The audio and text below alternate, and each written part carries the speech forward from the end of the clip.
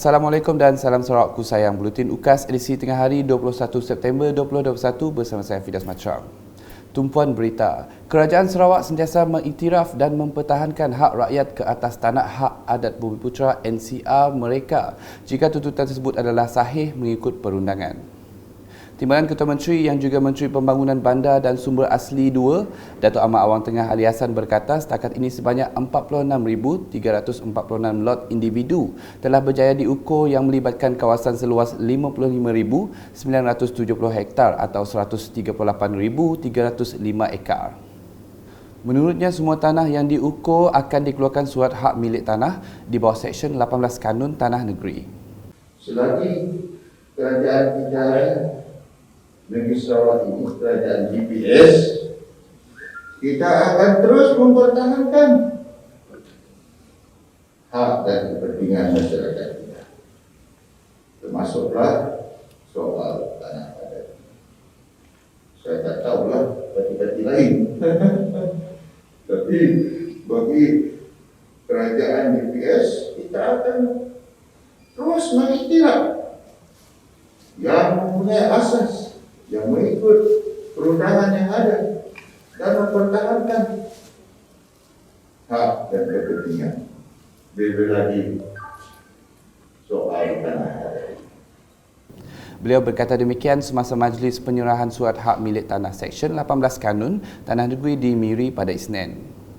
Dalam pada itu, beliau memberitahu dari tahun 2010 hingga kini Jabatan Tanah dan Survey Sarawak telah berjaya menyukat secara perimeter seluas lebih kurang 999,853 hektar atau 2.47 juta ekar.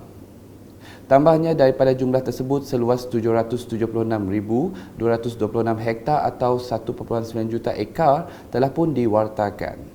Dalam majlis tersebut, sebanyak 270 surat hak milik diserahkan melibatkan 183 penerima dengan keluasan tanah seluas 227.3 hektar.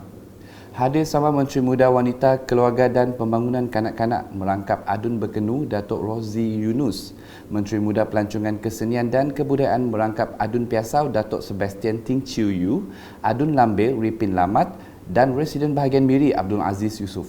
Sementara itu, penerima surat hak milik tanah yang ditemui merakamkan penghargaan kepada Kerajaan Sarawak di atas penerimaan dokumen tanah milik mereka.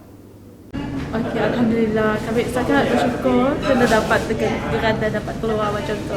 Semua penduduk Bakam, kami orang yang dah dapat geran, merasa sangat bersyukur dan berterima kasih. Ya. Dalam majlis berasingan, Timbalan Ketua Menteri Datuk Ahmad Awang Tengah Ali Hassan berkata Kerajaan Persekutuan dan Kerajaan Sarawak telah menyediakan peruntukan yang besar bagi tujuan meningkatkan kemudahan komunikasi dan memperluaskan lagi liputan internet di Sarawak. Kerajaan Persekutuan dia ada program Jandila, ya. Dana agak besar juga peruntukan diberi untuk Sarawak. Dan di bagi negeri Sarawak yang amat berhormat Ketua Menteri kita, ya, sudah pun memperuntukkan about 2 billion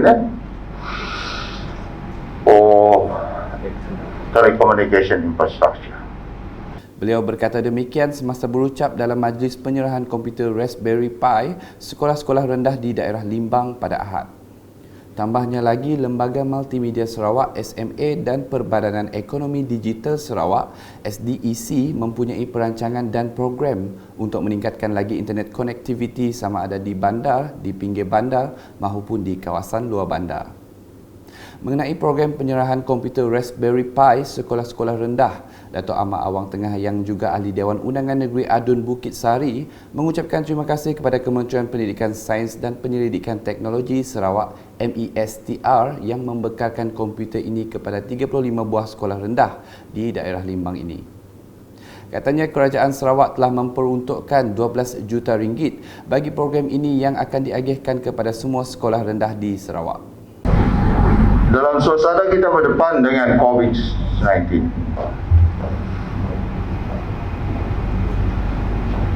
keperluan kepada penguasaan IT, digital platform ini jelas begitu penting sekali. Bukan sahaja sektor pendidikan atau kemahiran-kemahiran, malah dalam sektor-sektor lain. Kita kesian juga melihat anak-anak petani dan guru-guru pun rasa risau dalam keadaan pandemik macam ini. Sekolah sekejap buka, sekejap tutup.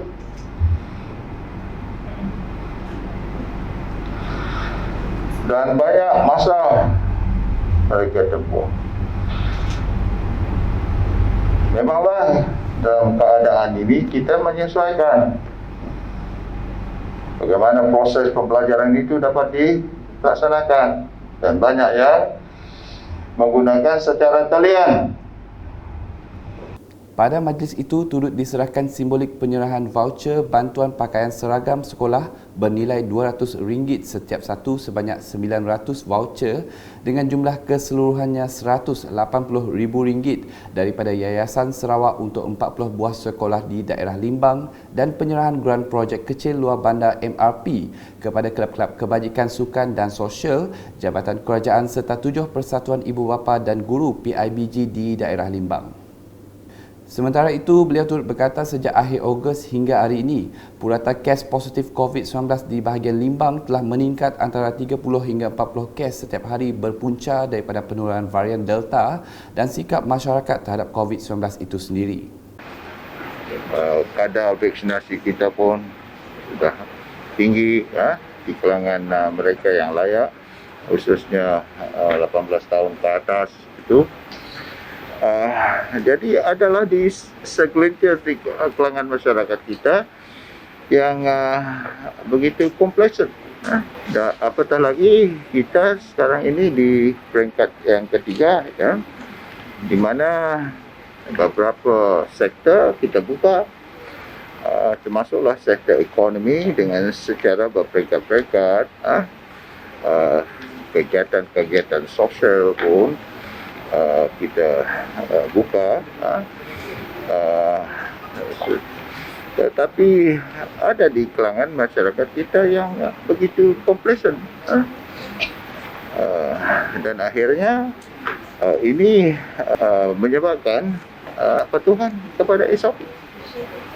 Akibatnya ialah merebak, apatah lagi dengan varian Delta ini, ya. Ujarnya lagi, lebih 90% kes positif COVID-19 yang direkodkan di bahagian Limbang ialah kategori 1 dan 2. Dalam pada itu, Datuk Ahmad Awang Tengah turut memaklumkan pembukaan Pusat Penilaian COVID-19 CAC untuk menangani peningkatan kes di daerah Limbang.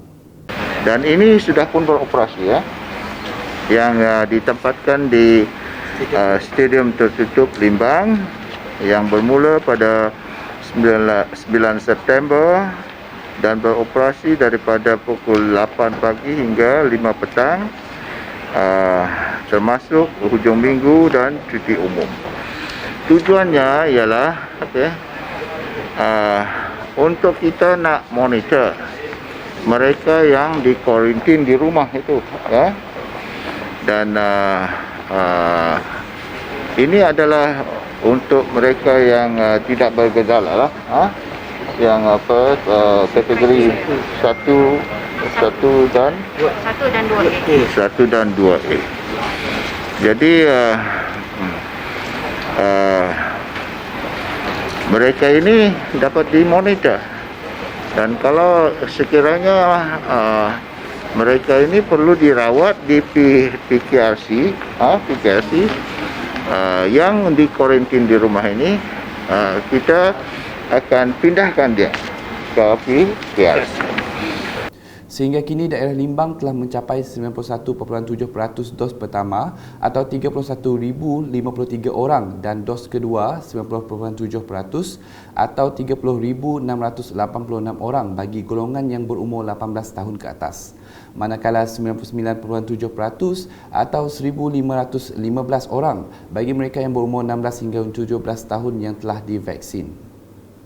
Terdahulu pada sebelah pagi, beliau telah mempengerusikan mesyuarat pengurusan bencana bahagian Limbang di Daerah Kampung Bunga Raya dan mendengar taklimat berkenaan laporan terkini perkembangan kes COVID-19 di daerah Limbang dan perkembangan program imunisasi kebangsaan COVID-19 PICK bahagian Limbang setakat 18 September 2021.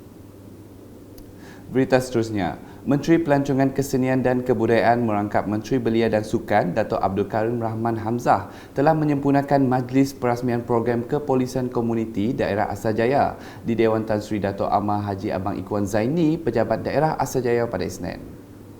Beliau memaklumkan lebih 70 peserta terlibat yang terdiri daripada Ketua Masyarakat dan Ketua Kaum KMKK Asarjaya, Kaunselor dan Setiausaha Jawatan Kuasa Kemajuan dan Keselamatan Kampung JKKK dalam program tersebut pada tahun ini. Tambah Ahli Dewan Undangan Negeri Adun Asarjaya itu lagi, Ketua Kampung berperanan penting dalam menyampaikan dasar kerajaan kepada penduduk setempat dan memastikan keselamatan penduduk ketika menghadapi pandemik COVID-19. Mengulas mengenai suntikan vaksin dos ketiga, Dato' Abdul Karim berharap agar pihak yang berwajib melihat secara mendalam keperluan vaksinasi tersebut sama ada mendatangkan kebaikan atau sebaliknya. Saya berharap pihak yang berwajib melihat secara mendalam keperluannya dan lihat juga sama ada booster dose itu boleh membawa mudarat ataupun membawa kebaikan. Karena bagi saya apa yang dapat saya lihat daripada apa yang berlaku di Sarawak dengan vaksinasi yang pertama dan yang kedua, yang mana kita adalah antara negeri yang paling tinggi sampai vaksinasi. Dan very good job.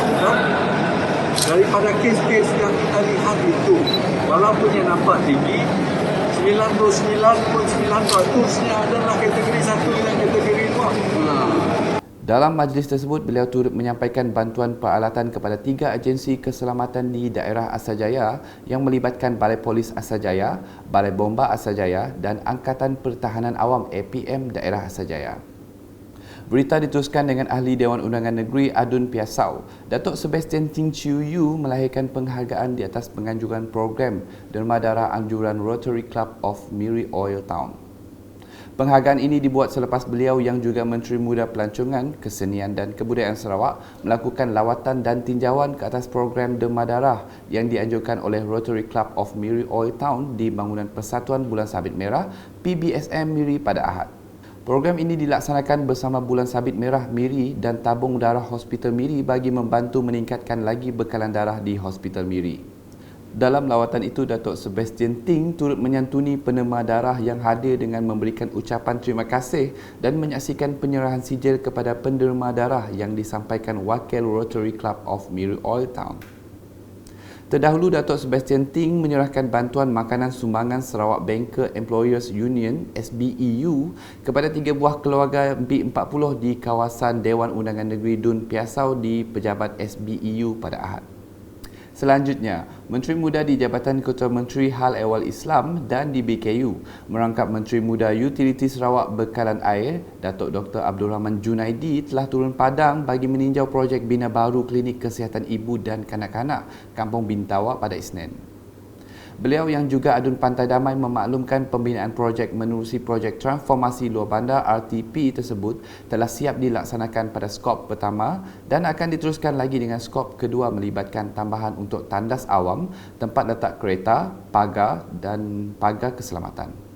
Datuk Dr. Abdul Rahman berharap projek itu dilaksanakan secepat mungkin mengikut jadual yang ditetapkan bagi kemudahan penduduk setempat.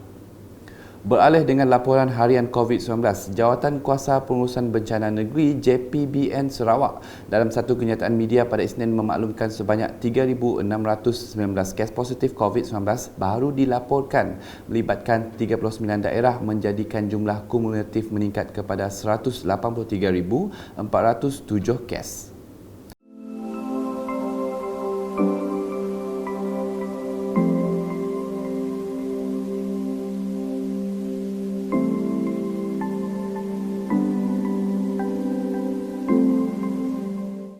Sementara itu, JPBN Sarawak turut melaporkan terdapat 8 kematian baru dicatatkan dari 14 September hingga 18 September 2021. Dalam perkembangan sama, JPBN Sarawak telah mengisytiharkan sebanyak 138 kluster dan 20 kluster aktif diisytiharkan mempunyai penambahan kes baharu. Berikut 20 kluster aktif yang mempunyai penambahan kes positif COVID-19 baharu.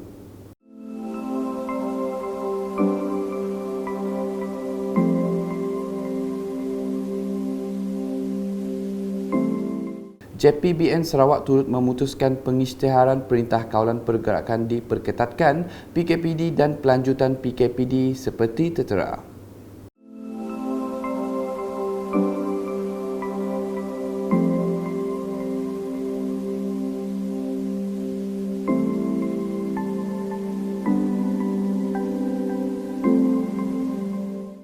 Sekian edisi Tengah Hari bersama saya Fidaus dan kru penerbitan.